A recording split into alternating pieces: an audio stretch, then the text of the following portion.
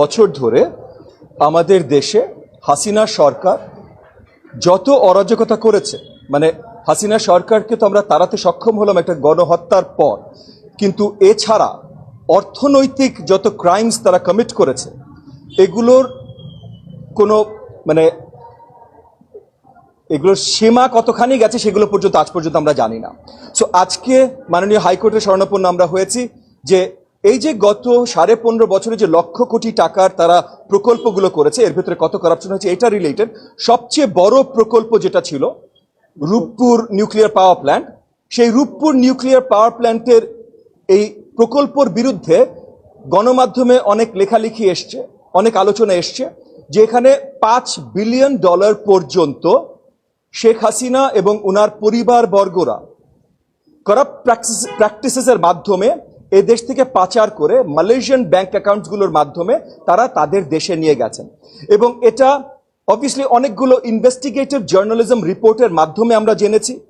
একই সাথে আমরা যেগুলো পরিষ্কার বাংলাদেশের গণমাধ্যমে দেখেছি যে আপনার 1,500 টাকার হাতুড়ি 90,000 টাকায় কেনা হয়, 7,000 টাকার ওয়ার কাটার 46 লক্ষ টাকায় কেনা হয়।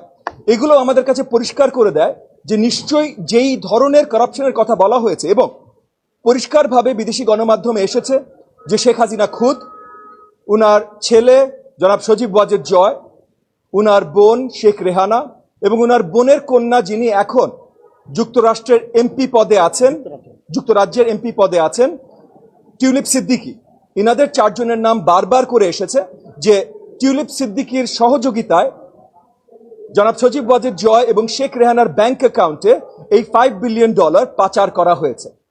এবং এই যেই রূপপুর পাওয়ার প্ল্যান্ট প্রজেক্ট থেকে এই $5 বিলিয়ন পাচার করা হয়েছে, এইটার টোটাল অ্যামাউন্ট বাংলাদেশি সরকারের যেটা বহন করতে হচ্ছে সেটা অলমোস্ট $13 বিলিয়ন। এবং এই যে 2400 মেগাওয়াটের যে দুটো ইউনিটের পাওয়ার প্ল্যান্ট 1200 2400 মেগাওয়াটের, সেটার কস্ট তারা দেখিয়েছেন অলমোস্ট $13 বিলিয়ন। একই ধরনের দুটো ইউনিট কুন্দাকুলম ইন্ডিয়াতে এই একই রোস্টারম কোম্পানিটাই তারাই স্থাপন করেছেন, সেটার তাদের পুরো খরচ হয়েছিল $6.5 বিলিয়ন। সো তাহলে এখানে আমরা দেখছি যে অলমোস্ট ডাবল খরচ বাংলাদেশে তারা দেখিয়েছেন।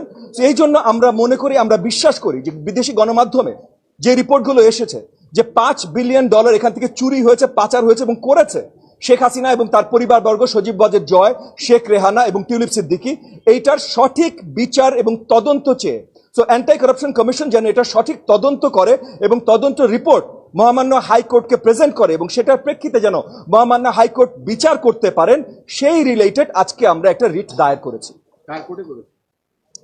এটা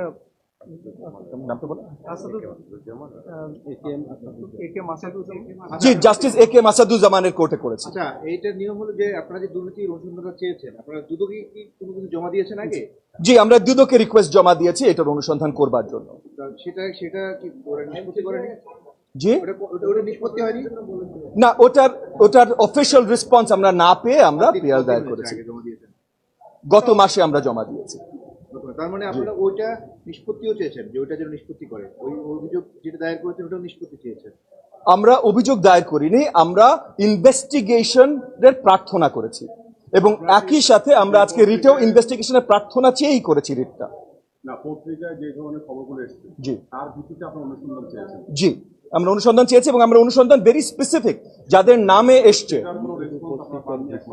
জি, অ্যান্টি কারাপশন কমিশন থেকে আমরা কোনো রেসপন্স পাইনি এবং তার জন্য আমরা রিট দায়ের করেছি যেন মহামান্য আদালত অ্যান্টি কারাপশন কমিশনকে ডিরেকশন দেন এটার প্রপার ইনভেস্টিগেশন করবার। কবে নাগাদ আপনারা শুনানি করবেন? কবে এটা শুনানিটা আমার মনে হয় আমাদের মাননীয় উকিল মহোদয়, ব্যারিস্টার মহোদয় বেটার বলতে পারবেন, আপনি প্লিজ।